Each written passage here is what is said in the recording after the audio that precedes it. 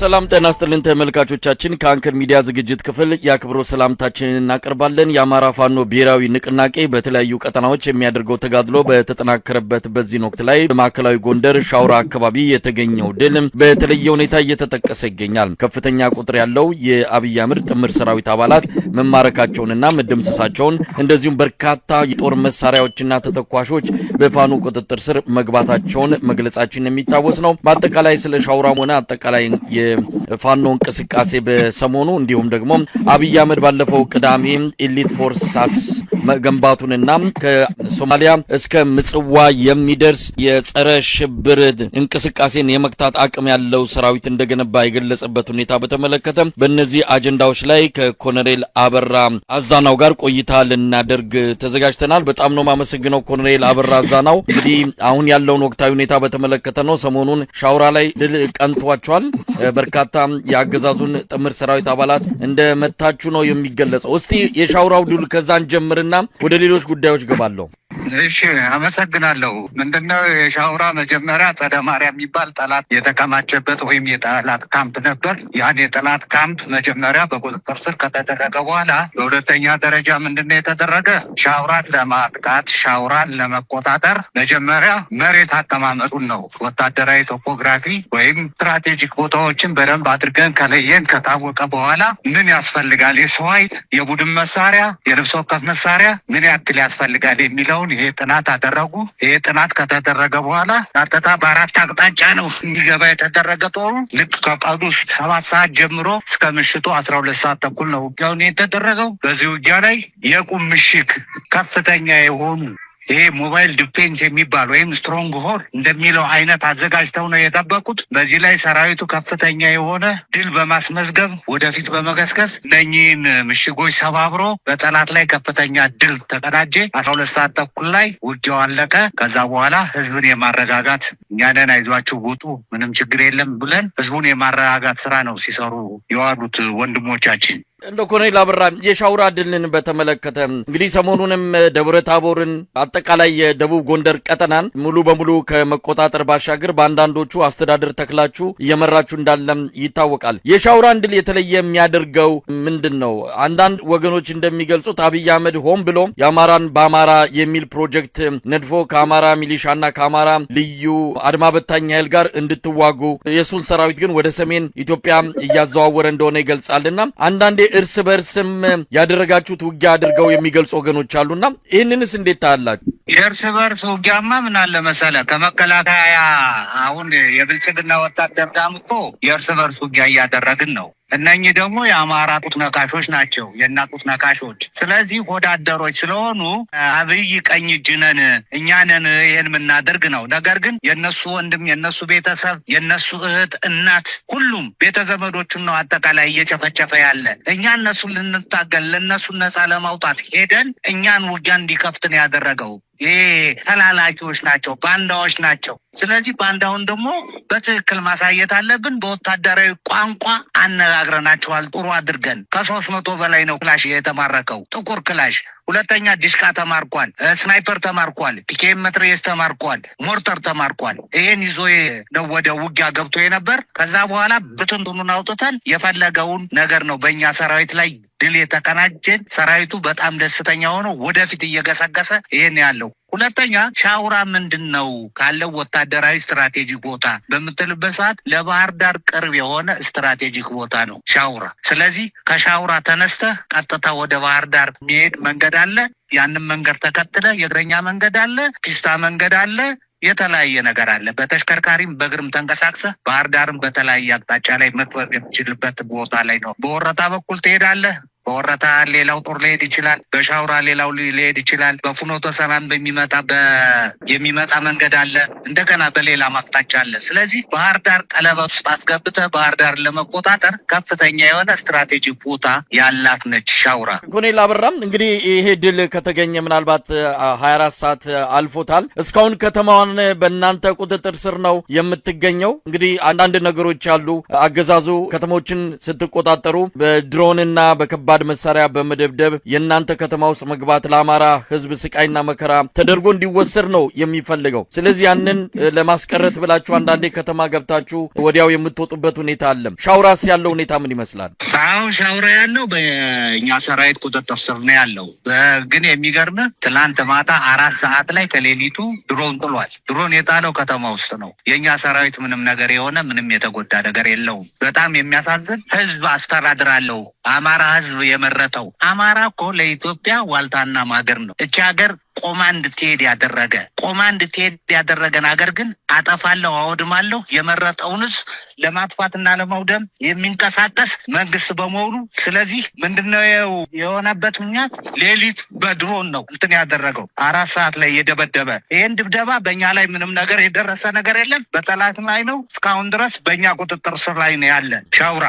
ኮሎኔል አበራ፣ ሌላው በአጠቃላይ በወቅታዊ ሁኔታ ላይ ምን አይነት የአውደ ውጊያ እንቅስቃሴዎች እየተደረጉ ነው የሚገኙት? በተለያዩ የጎንደር አካባቢዎች ሰሞኑን በተለየ ሁኔታ ነው እንግዲህ ጥቃቶች እየፈጸማችሁ የሚገኘውና አገዛዙ ደግሞ እኛ ሰራዊቱን አስወጥተናል፣ አሁን ወደ ሰሜን ትኩረት አድርገናል፣ ይህንን አጋጣሚ ጠብቀው ነው ፋኖዎች አንዳንዴ ያለ ተኩስ አንዳንዴ በትንሽ ውጊያ ከተሞቹን እየተቆጣጠሩ የሚገኙት የሚል ከብልጽግና ደጋፊዎች አካባቢ ይሰማል። ለማንኛውም ወቅታዊ ሁኔታው ምን ይመስላል? በአጠቃላይ ብልጽግና እኮ ይኸውልህ አሁን ሁሌ የሚናገረው ነገር ፕሮፓጋንዳ ነው። ነግሬሃለሁ። ገና መጀመሪያ ሲጀምር ምንድነው ያለ? የአማራን ቀበቶ አስፈታለሁ ነው ያለ። ከዛ በኋላ እናንተ እንደምታውቁት የ2 ወር የወር እቅድ እያወጣ አሁን እንደመስሳለን፣ አሁን እንዲህ እናደርጋለን ምናምን እንላለን የሚል ሁኔታ ነው ሲያስቀምጥ ይኖራል። ነገር ግን የምነግርህ ነገር አሁን እነሱ አጠቃላይ አሁን ያላቸው በእኛ ላይ እንዲሆነናል ምክንያት ነው ምንድነው የሚባል የእናቴ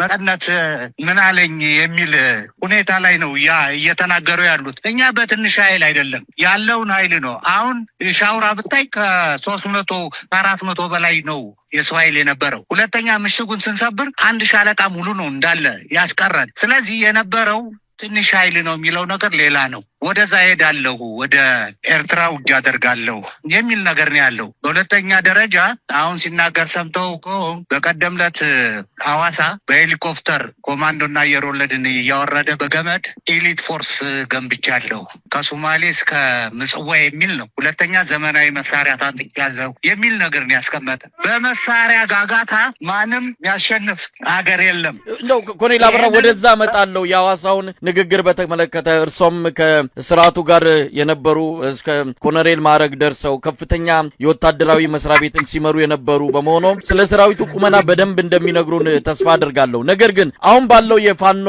እንቅስቃሴ ውስጥ በተለይ እናንተ ባላችሁበት አካባቢ ያለው የመንግስት መዋቅር ፖለቲካዊና ወታደራዊ መዋቅር ምን ይመስላል?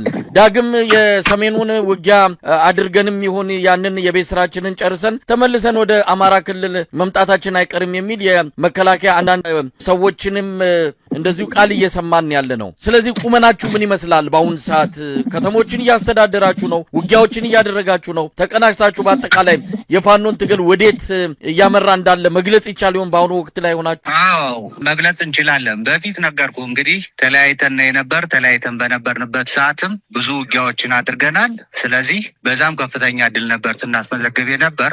አሁን አንድ ከሆንን በኋላ ደግሞ ፖለቲካው በአንድ ነው የሚመራ፣ ሎጂስቲክስ በአንድ ነው የሚመራ፣ ትዕዛዝም የሚመራው በአንድ ነው። በአንድ በመሆኑ ከፍተኛ የሆነ ድል እያስመዘገብን ያለ። ሰራዊቱ አንድ በመሆናችን ከፍተኛ የሆነ ደስታ ነው ያለው። እንኳን ሰራዊቱ ህዝቡ፣ የአማራ ህዝብ አጠቃላይ አንድ በመሆናችን ከፍተኛ የሆነ ደስታ ኖሮ ከፍተኛ የሆነ መነሳሳት ነው ያለው። የሚያበላን የአማራ ህዝብ ነው። ሁሉን ነገር የሚገዛልን የአማራ ህዝብ ነው። የሚያስተኛን የአማራ ህዝብ ነው። መጠለያ የሚሰጠን የአማራ ህዝብ ነው። ስለዚህ ህዝብ ስለያዝን አሸናፊዎች ነን። የፈረሰ ሰራዊት ነው አጥሞ የቀረ ነው ብያለሁ።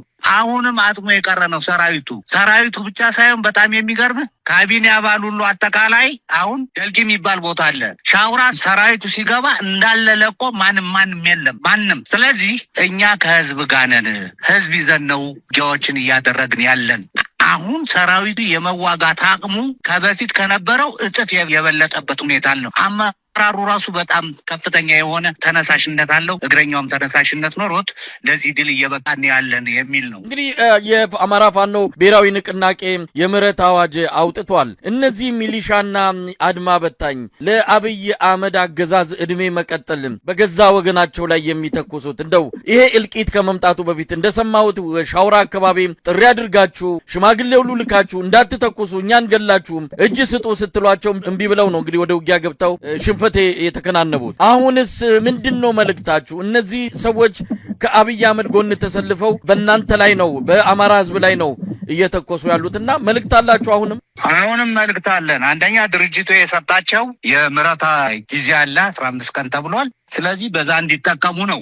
አሁንም እኛ ወገኖቻችን ናቸው፣ ተሳስተው ነው የገቡ። ትልቁ ነገር አሁን የፋኖ አደረጃጀት ወይም የፋኖ የሆነ ሰው ሲያጠፋ ምንድነው የሚደረገው? የመጀመሪያ ትመክራለህ፣ ትገስጻለህ፣ ሁለተኛ ሶስተኛ ማስጠንቀቂያ ትሰጣለህ፣ በአራተኛው ነው እርምጃ የምትወስደው። ስለዚህ ለእነኝህ ሰዎች የተለያየ ነገር ነው። ታው ይሄ ነው፣ ቤተሰብ አላቸው፣ ሁሉንም ነገር ነው እንትን ያልን። ነገር ግን እነሱ ይሄን ነገር እንትን አላደረጉም፣ ሊቀበሉንም አልቻሉም። ሊቀበሉን ስላልቻሉ ምንም ማድረግ አልቻልንም። ስለዚህ ቀጥታ ውጊያ ነው የገባን። ውጊያ እንደገባን ያው አሁን እንደምታየው ወይም እንደሰማኸው ከፍተኛ የሆነ ሽንፈት ላይ ተጎናጽፈው ያው አብዛኛው ሰው የነሱ ኃይል ሙት ሆኗል፣ ቁስለኛ ሆኗል። የተወሰነውም በምርኮኛ የያዝንበት ሁኔታ ነው ያለ። የማረክነውን እኛ በዓለም አቀፍ ኮንቬንሽን መሰረት የምርኮኛን አያያዝ በስነ ስርዓት ፋኖ ከዚህ በፊትም ስለሚያውቅ አሁንም ያንን ነገር በደንብ በስነ ስርዓት አድርገን ተገባክበን እንይዛቸዋለን። እንግዲህ ወደ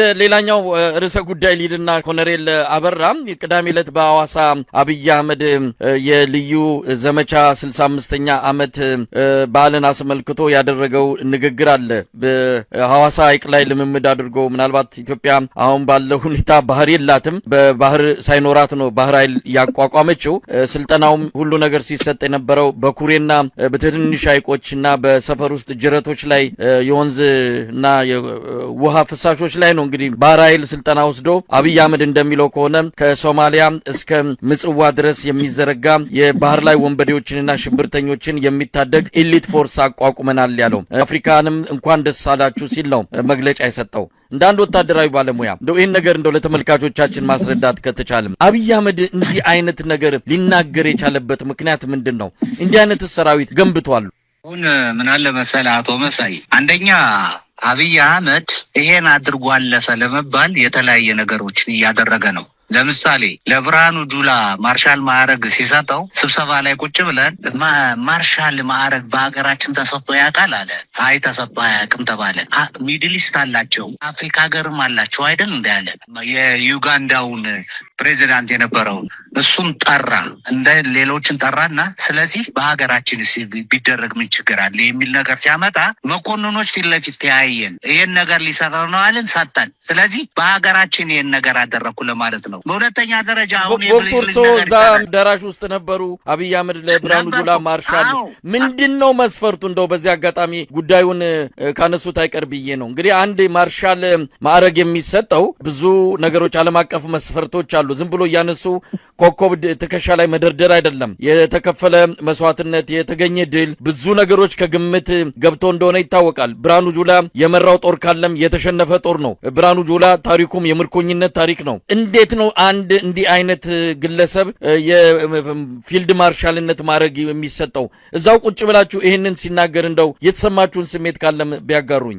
ይኸውልህ ካዴት የተመረቅን ሰዎች ነበር እዛ 1-2 ጄኔራል ወደ 3 ኮሎኔሎች እኛን የተያየን እንደሚሰጠው አውቀናል። ያነሳው መስፈርቱ አይደለም፣ ክራይቴሪያው የኔ የሚል አይደለም፣ በሀገራችን የለም። ስለዚህ በሀገራችን ቢኖር ምን ችግር አለ የሚል ነገር ነው ያመጣ። ልክ ይህን ሲናገር ወደ አሁኑ የምትረዳው ነገር አለ። ሊሰጥ ነው። አንደኛ ይሄ ነገር ሲሰጥ መከላከያ አጠቃላይ ትልልቅ የመከላከያ ዋና መምሪያዎች እኮ አጠቃላይ በእነሱ ብቻ ነው የተያዘ። ያንን ለማድረግ ነው። ይሄ ማለት መፈንቅለ መንግስት እንዳይደረግበት ሁሉንም አሳስሮ ለመያዝ ያደረገው እንትን ነው። በተለያየ ጥቅም እንትን አድርጎ እንጂ መስፈርቱን አሟልቶ ነው ያገኘ ወይ ማርሻልነት የሚለው በጭራሽ በሱ አይደለም ያን ነገር ተደርጎ የተገኘው። በሁለተኛ ደረጃ አሁን የምነግርህ ኮማንዶ አጋዚ የሚባል ኮማንዶ ነበር ነበር በወያኔ ሰዓት። ቀይ እንትን ያደርጓቸዋል ቦኔት። ያ ቀይ ቦኔት ኢንተርናሽናል ነው። ያንን ቀይ ቦኔት የሚያደርግ ከአውሮፕላን የዘለለ ኤርቦርኖች ብቻ ናቸው። ኮማንዶ ሌላ ነበር የሚደረገው። ነገር ግን እነሱ ጀመሩት። አሁን እሱም ቀይ ቦኔት ሲያደርግ አይተዋል። በሁለተኛ ደረጃ ገና ከስልጣን እንደመጣ ግራና ቀኝ 4 ቦኔት ያደረጉ ኮማንዶዎች፣ እሱ መሀል ላይ ሆኖ የህንድ ስታር አክተር ነው የሚመስለው። ስለዚህ ያን ነገር እንደዚህ በወታደር ስለነበር እኔ ወታደር እንትን አለኝ ማለት ነው። ነገር ግን አሁን የምነግር ነገር አገሪቱን የመምራት አቅም አገሪቱን እንትን የማድረግ ሁኔታ ላይ ነው የምነግር። በኢኮኖሚ የደቀቀች ነች፣ በዲፕሎማሲ የደቀቀች ነች። በጦርነት ያለ ጦርነት ምንም ነገር ስልጣኑን ሊያስረክብ እንደማይችል በጣም የታወቀ የተረጋገጠ ነገር ነው። በሁለተኛ ደረጃ ኤሊት ፎርስ ገንብቻለሁ የሚል ነገር ነው ያለው። የመሳሪያ ዘመናዊ የሆነ የጦር መሳሪያዎችን አገር ውስጥ አስገብተን በዛ ነው አሁን ውጊያውን የማከናውን እንደዚህ ማድረግ ነው። ማስገባትና መግዛት ትችላለህ። አብዛኛውን ዶላር የሚሰጥ እኮ ዩኤኢ ነው፣ ዩናይትድ አረብ ኤሚሬት። ዩናይትድ አረብ ኤሚሬት አሁን በምታይበት ሰዓት ከሶማሌ ወጣለች፣ ከሱዳን ወጥቷል፣ ከኤርትራ ወጥቷል፣ ከጅቡቲ ወጥቷል። ሌሎች ሀገሮችም እንደዚህ የወጣበት ነገር ነው ያለ። አሁን ሁለቱ ፉክክር ያለው ሳውዲ አረቢያና ዩኤኢ ነው። ሳውዲ አረቢያ ዩኤኢ ለአብይ አህመድ አሁን ከሻቢያ ጋር ውጊያ እንዲያደርግ ከዛሬ 2 ዓመት በፊት ለ30 ነው ለ40 ዓመት ወደብ ኪራይ ተስማምቶ ነበር። በኋላ አይቻልም ብሎ ከለከለ። ወደ ጅቡቲ ሄደች። ወደ ጅቡቲ ሲሄድ የጅቡቲ መንግስትም ፈቃደኝነቱን አይቻልም ብሎ ስለከለከለ አሁን ምንድነው ኤርትራን እንዲወጋ የሚያደርግ ለዚህ ነው የእጅ አዙር ውጊያ ለማድረግ ከፍተኛ የሆነ ተነሳሽነት የተነሳው። አሁን ግድቡ ባለበት በሁለተኛ ቤንሻንጉል ጉሙዝ ላይ 10,000 ሰልጣኝ የሚይዝ ካምፕ ለሱዳን ተቃዋሚ ስልጠና እንዲያከናውኑ የተለያየ ነገር እንዲያደርጉ እዛ ውስጥ ፈቅዶ ሰጥቷል። እዛው ሲሰጥ ግን ከፍተኛ የሆነ ዶላር ስለሚያገኝ ለዶላሩ ነው እንጂ የሀገር ግንባታ የሀገር ዲፕሎማሲ ይበላሻል ብሎ አይደለም ይሄን እያደረገ ያለው። ሱዳን ተዋጋኖች የእርስ በርስ ግጭት አደረጉ ማለት ያ ውጊያ ለኢትዮጵያ ከፍተኛ የሆነ ኪሳራ ነው። የኢኮኖሚ ኪሳራ ነው፣ የፖለቲካ ኪሳራ ነው፣ በጣም ብዙ ማህበራዊ ኪሳራ ነው። ይሄ መሆኑን አላወቀም። በሁለተኛ ደረጃ የምታየው ጉባ ላይ ያለው የሬኔሳንስ ዳም ያ የማይመታበት ሁኔታ ወይ አለ ወይ? ያንን የሚቆጣጠርበት ሁኔታ አለ ወይ? የለም። በሁለተኛ ደረጃ ኤርትራ አሁን ትግራይን አሳልፉን ታደሰ ወረደን አሁን ወደ ትግራይ ስንሄድ ሰራዊታችን የእናንተ ሰራዊት እንዳይነካ ነው። አሁን ሁለት ነገር አለው። የትግራይ ሰራዊት መኖሩን አመነ ማለት ነው። የትግራይ መከላከያ ሰራዊት አለው ማለት ነው። ይሄን ለህዝቡ እየተናገረ ነው። ይሄን አያውቅም። በሁለተኛ ደረጃ በፊት ስምምነት ሲደረግ ደቡብ አፍሪካ ሄደው ስምምነት ሲያደርጉ አጠቃላይ ሰራዊቱን መልሶ ማቋቋም እንዲደረግ መሳሪያ እንዲመለስ የሚል ነበር የተደረገው። ራሱ ብርሃኑ ጁላ ምንድን ያለው መሳሪያ አስመልሰዋል፣ ሁሉን ነገር እያደረጉ ነው፣ የተወሰነ የሰው ኃይል ነው የሚቀራቸው የሚል ነገር ነው የተናገረ። ራሱም ይሄን ነገር ብሎ ተናግሯል። ነገር ግን የተደበቀ መሳሪያውን እየወጣ ነው እንትን የሚደረግ። አማራ መሬት ላይ ውጊያውን ለማድረግ ነው ከፍተኛ ፍላጎት ያለው። አማራ መሬት ላይ ሊያደርግ አይችልም። ምክንያቱም አማራና ትግራይ ቴሪቶሪያቸው የተያያዘ ነው። ስለዚህ አማራን ተሻግሮ ነው ወደዛ የሚሄድ። ትግራይ ደግሞ አልፈቀደለት፣ ውጊያውን ሊያደርግ አይችልም። ስለዚህ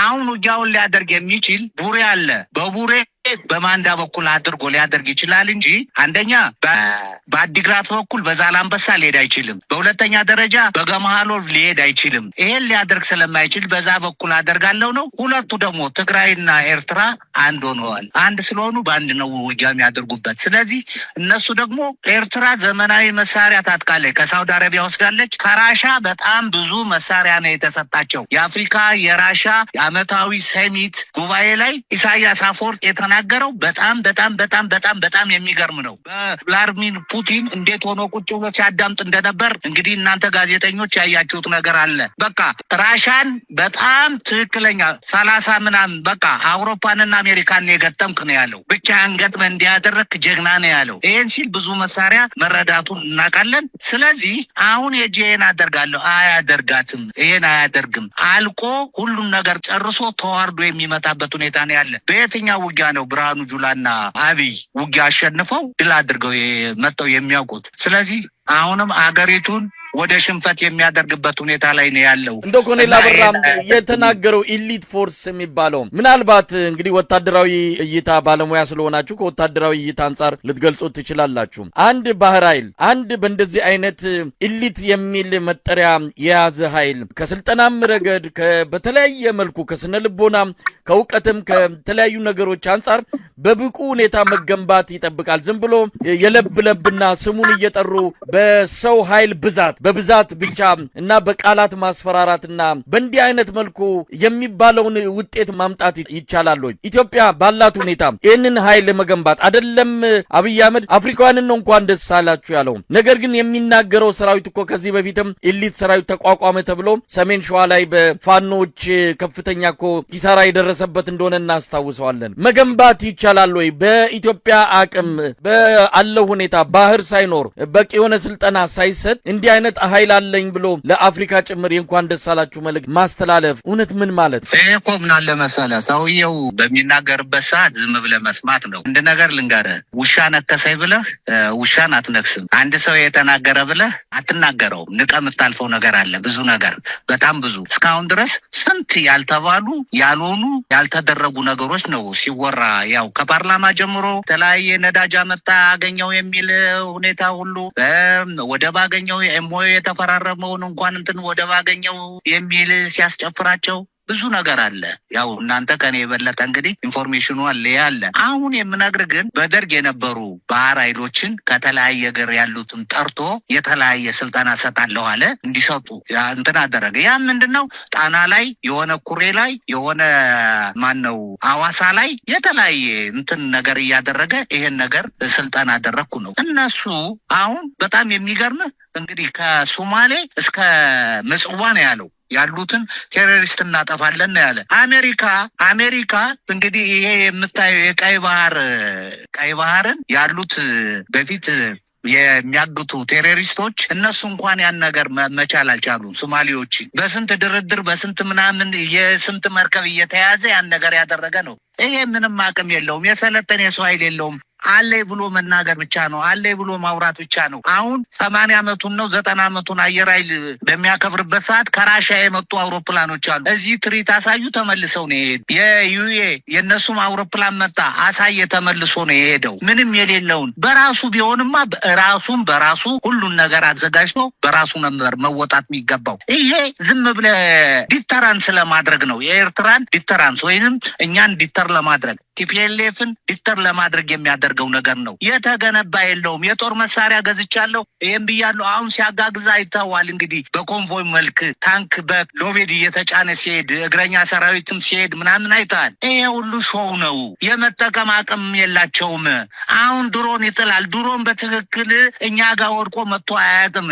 ህዝብ ነው የሚመታ፣ እንስሳት ነው የሚመታ፣ የተከመረ ሰብል ነው የሚመታ። የእሱ ሰራዊት እኮ አሁን ሰሞኑን ያየው አለ። ለምሳሌ የገበሬ ቤት ገብቶ እህል እንዴት አድርገው እንደሚደፋፉ እንዴት አድርገው እንደሚያቃጥሉ የቆመ መኪና ላይ እኮ ማንም ሰው ከሌለ ቴፑን ፈተው ይዘው ነው የሚሄዱ። ጎማ ፈተው ነው፣ ባትሪ ፈተው ይዞ የሚሄድ ነው። ለገንዘብ ለምን ለእንደዚህ ስነ ምግባር የሚባል የለም፣ ኢቲክስ የሚባል ነገር የለም። እንደዚህ አይነት ሰራዊት ገንብቶ ነው ገነባው የሚል። ሁለተኛ እጁን የሚሰጥ የዓላማ ጽናት የሌለው ሰራዊት ይዞ ነው ገነባው እንዲያደረኩ የሚል። መከባበር የሚባልም የላቸውም። ይደባደበው። እኔ ወታደር 34 ዓመት ሲኖር የተደባደበ ወታደር አይቻላትም። የተጋጨ ወታደር አይተናናቅም። በግምገማ ይስተካከላል። በሁሉም ነገር ስነ ስርዓት ዲሲፕሊን ተስተካክሎ ላይ ታች ተከባብረ የምትኖር ነው። አሁን እንዲህ የሚባል ነገር የለም። ለነገር ይኸው በ3 ዓመት ሻምበል ማዕረግ የሚሰጥ የብልጽግና መከላከያ ነው ያለው።